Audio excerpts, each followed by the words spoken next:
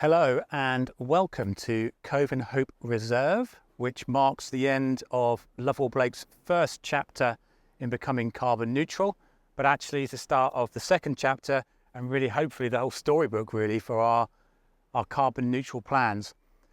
To give a bit of context to how we've arrived at where we are, it was around 2.5 years ago that the partners decided to make a pledge to become carbon neutral.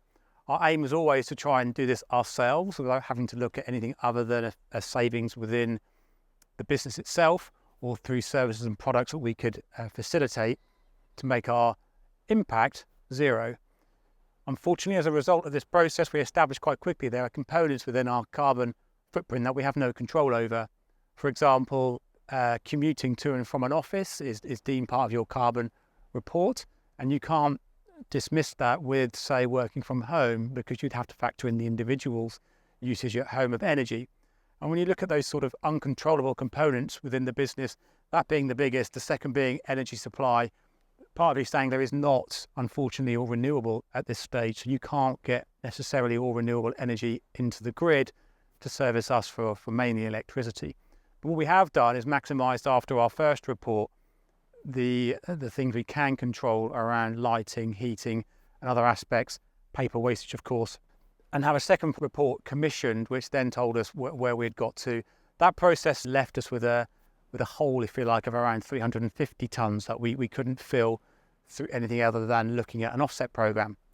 That generated the second challenge for chapter 1 of our story, because we did not want to just subscribe to a tree planting programme somewhere on the globe. Plenty were offered, even through our providers, but we were very keen that whatever we did decide to do actually was more beneficial to what is consistent to the brand of the firm, which is the community we're in, the community we support and have done since we were formed back in the 1850s. So it took us a long time, but what we did find today was Cove and Hope Reserve. And Cove and Hope Reserve, through Victoria, who I wish to express thanks to, has allowed us to join in her vision of rewilding around 16 acres of land here near Hingham. So today's first phase for us was planting some native trees. All told, I believe, around 850 trees. Today I planted the first, and the remainder will be planted throughout the coming weeks. The story doesn't end there, because we can work with Victoria to look after what we've planted. So we'll be able to use some of our community support days, if needed, later in the year to come and check on what's going on and make sure that we retain the land in the way that we designed to today. So really, today, me here planting the first tree brings to an end Lovell Blake's ambition to become carbon neutral. We have achieved that now.